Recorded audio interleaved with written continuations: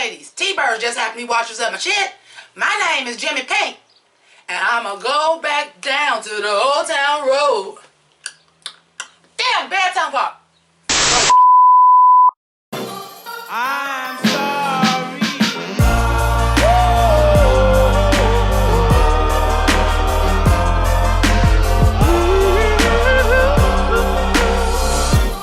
I'm sorry. So, thank you so much for joining me. Again, my name is Jimmi Pynk, and this is the first look of season 11 of RuPaul's Drag Race episode 7, and of course it's all country farm themed. Fucked up thing about that is, for those of y'all that don't follow me on Instagram and are you new to this channel, on the Zodiac Sign Runway, which was episode 2 I think, I guess I should put a picture. I already did a country look. I already did a plaid short, Daisy Dukes, already did it. But this is a little bit different, because for those of y'all that don't know, the challenge is going to be organic fabrics from the farm to the runway. Yeah, I'm still working on my look, but I think you guys will be pleased. Even though I am going to cheat just a little bit, it's fine. Let's talk about this though. Now, for those of y'all that are new to the channel, y'all may not know, but my Pink Ladies and T-Birds, my ride or dies, know that I'm always hashtag everybody black and something. Usually it's and somebody. In this case, it was Team Everybody Black and Brangie. This is now turned into Team Everybody Black except Raja. Sit your ass down. I am so fucking tired of you. Okay? It's ridiculous. She's ridiculous. I just don't understand why the girl that went home arguably should not have went home. Now this is making me really think it's about to be some bullshit and some tea and some shakeups and some bringing some bitches back, and she might be the one to come back. And this is the reason why I say this. Why, if the girl is gone, you don't even want to give her the respect to read in the mirror message. You don't want to give her that respect. You don't want to, you still talking shit about her. She gone. Like Benji said, this bitch is all the way in the driveway getting in the van and you still reading her for filth. Why?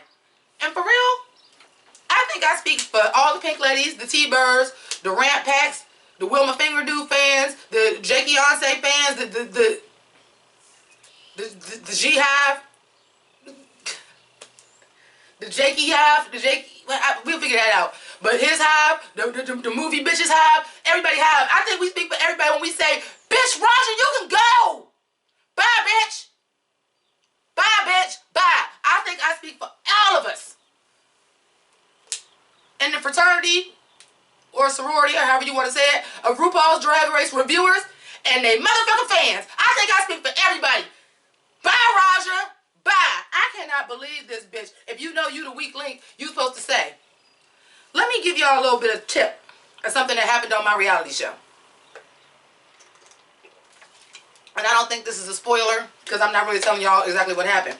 What I will say is this. At one point in time, there was something going on that I said, y'all can volunteer me. I'll do it. But I still had to vote. And even though I told them to vote for me, I still didn't vote for myself, because you do not burn that type of bread on yourself. You don't do it. You don't burn that type of bread on yourself. There is no way, even if I know I'm the weakest, I'm ever going to say, yeah, it's me. And damn sure not in the competition, and damn sure not after you just seen RuPaul make 6 motherfuckers lip sync for not telling who should go home. And I understand that everybody says Scarlett. And I feel like everybody says Scarlett because she was the weakest in this challenge. I really wish they all would have said Raja, because overall, I just don't see if Scarlett won a challenge. What the hell did Raja do? Raja won a mini challenge that arguably she shouldn't even won. I still think Ariel Versace should have won that one, where you had to be the doll and swallow. When you pull the string, she swallows. That was everything. One of my I'm sorry I don't have the name, told me too, and I'm starting to decide out of that too, that every time one of the black girls act real ghetto, RuPaul lets them win. Let's not make this RuPaul's coonery race, or at least not as much as it already is. Oh yeah, I'm in rare form tonight, baby. Buckle up. It's gonna be a bumpy ride. Yeehaw! Other than that, you know, they're talking about it, and Plastique is talking about it, and Silky is feeling the way about Plastique, saying, I know I can do no wrong on the runway. Don't ever say that. Don't ever say that, because the moment you say it, it ain't no good. But, what I will say is, yeah, I feel like Silky is right. You done wore corset on the runway, every runway. Now, hold on. Because the drag races only showed 3 that were legitimate corsets. Motherfucking Clock the T, the 2 of the looks was the same exact black leather corset. And let's not make like, and here's the thing. They kind of all have been corset. Let me break it down for you. The first one, make your own. Because if it's anything that does this, even if it's a bodysuit attached to it, it's still a corset. So, that bunny, that Maleficent that they showed, that, first out her runway when she walked in, because anything that did, all that looked like a corset to me, just because it's panties attached to it, that's all still a foundation garment. Just like when I'm in drag, I wear something that actually does my underwear too. That is still, to me, a corset. Anything, a foundation garment. So let's not say she wear a corset on the runway every week, but I will say she wear a foundation garment every week. And I ain't talking about underneath her clothes, I'm talking about ass clothes. Because that gold look, as much as I liked it, this was corseted. This part was a skirt. Foundation garment. Okay, so that was tucking some again. Slip. Don't come for me. I'm a real woman. You don't think I fucking know what a foundation garment is when I fucking see one? On top of the fact that I am a big girl, do you think I don't know what a foundation garment is when I see one? Plastique is one for foundation garments this whole goddamn way through. You can call it a corset if you want to, but when it wasn't a corset and it went like this and it still sucked you in, it's a foundation garment. It's fucking flawless though. With that being said, I will allow Silky that. But I want to get back to Silky kinda. I like the way Silky kinda wrapped it up. Even though she didn't want to be like on Raja's radar in case, because Raja so in case you win this challenge. But bitch, I'ma just kinda dismiss it and be like, well, you did this and this and if not, lip sync for your motherfucking life then. And got up and then like dapped her up, whatever. It was all good. Silky was full dude then. But anyway, but Raja talking about some sugar need to go. And Plastique need to go. And Nina need to go. No, Raja. You need to go. You need to go. You don't take no responsibility for yourself. I see why they told you you need to be an O'Hara and just Raja D, because the Davenports ain't claiming that shit. You on there acting a motherfucking fool.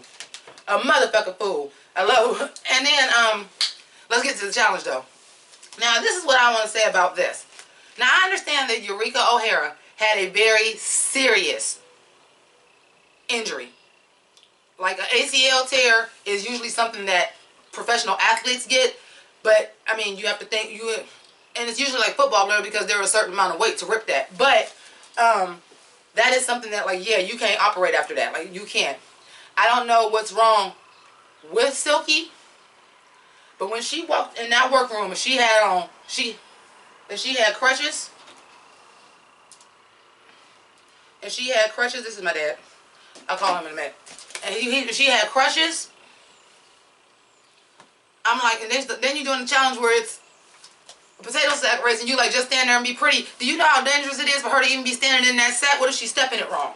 Like when your ankle is fucked up, the littlest thing you don't realize is always when you damage something you don't realize how important it is. But your ankle, and they still letting her, you're gonna be doing. I don't see how she stays, because that is, unless they gotta sign a waiver to say RuPaul's Drag Race ain't responsible after all that shit that everybody got injured on that cheerleading challenge.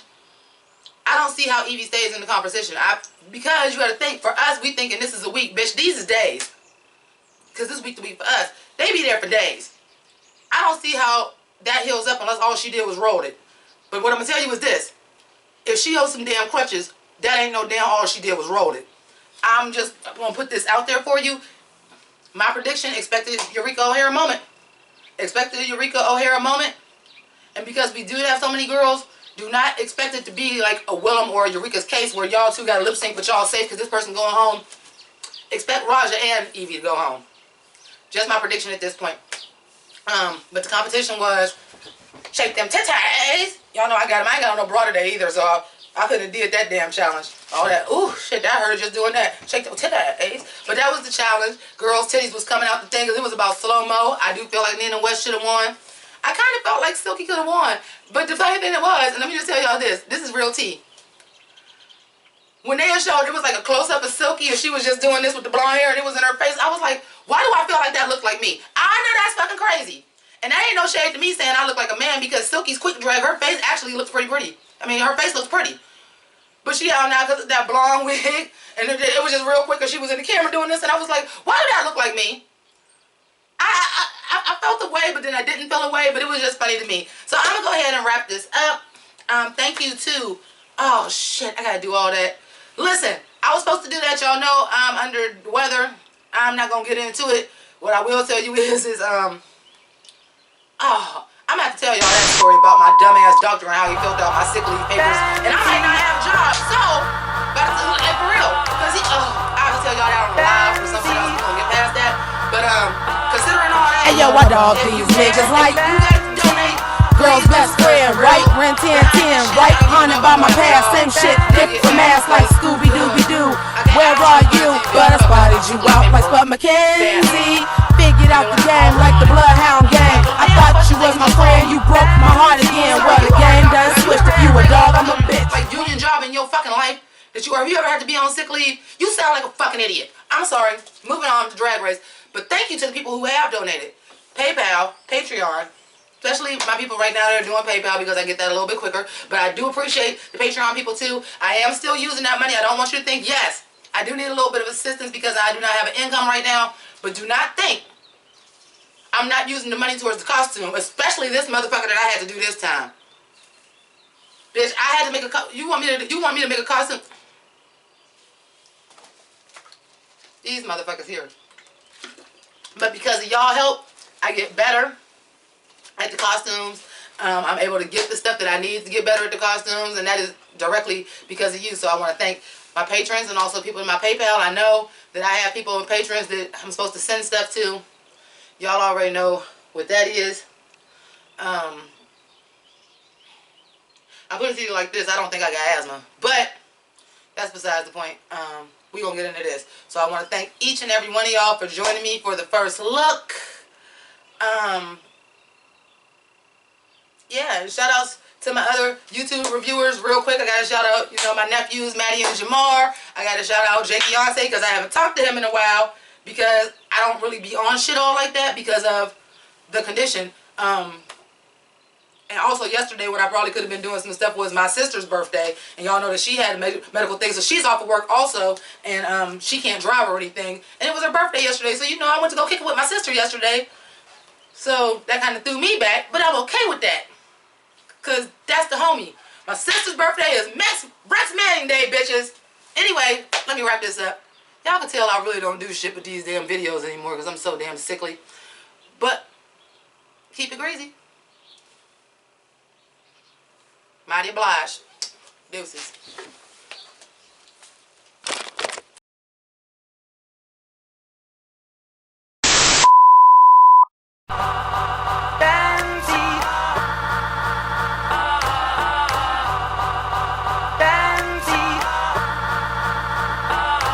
Hey, yo, I dog these niggas like girl's best friend, right? Rent 10, right? Haunted by my past, same shit, different mask like Scooby-Dooby-Doo.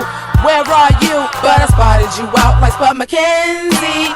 Figured out the game like the Bloodhound gang.